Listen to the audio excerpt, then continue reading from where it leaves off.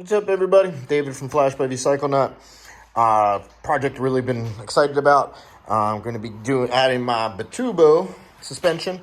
I got the shock and I got the internals in my forks. Look at them pretty fork caps. As you can see, I already had the forks off. I put the first fork in. Haven't completely set it yet, but I'll go over that. Taking off the forks, I had to remove the upper fairing because they have these bolts facing out. The pinch bolts, the bottom pinch bolts, and most of the time on most other bikes that I've done this, they've been facing in, which made it a little easier to access them. A little bit of a pain in the ass to access them. Fortunately, removing these fairings really wasn't all that hard with all the times I've done it. So first thing we're going to do is we're going to set the forks. Graves sent back, the Graves who's installed them, they sent back a spec that the forks are supposed to be pulled 15 millimeters through the triple trees. So I've set this at 15 millimeters and I have it set there. The only thing I'm going to do, just because I want them to look the same, I'm going to rotate these a little bit so they're more square. Other than that, this first fork's about set.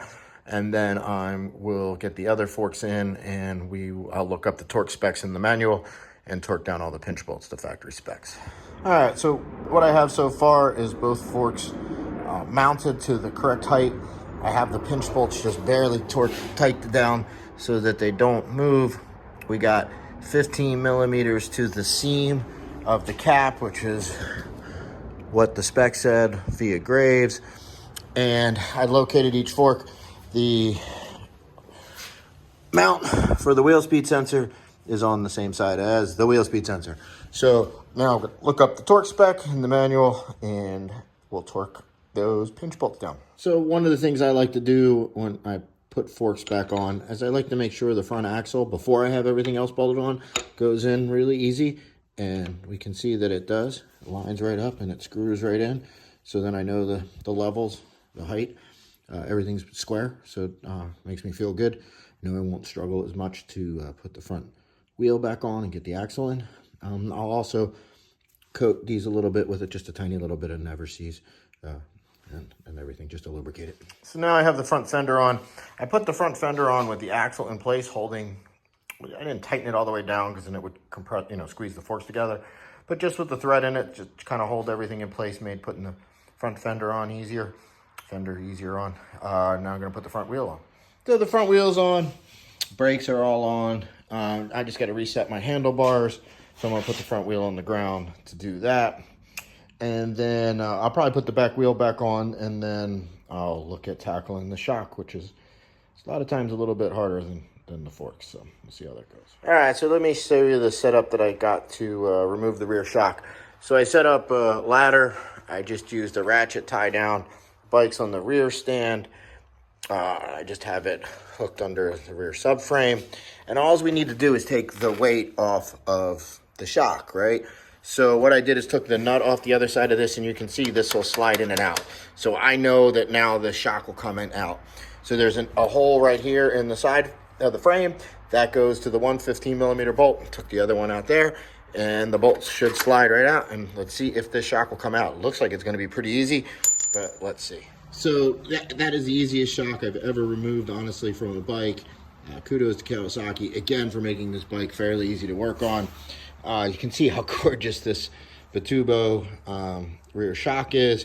Weight-wise, it's a couple ounces heavier, 5 pounds, 6 ounces for the stock shock.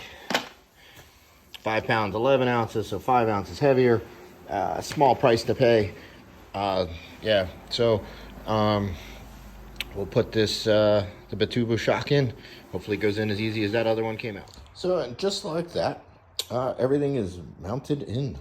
Very easy install on the shock. So both the lower and upper mounting bolts are torqued to 25 foot-pounds. And so let's take a look at the adjustments we have. So really a lot of adjustment and very simple. So this is our spring preload.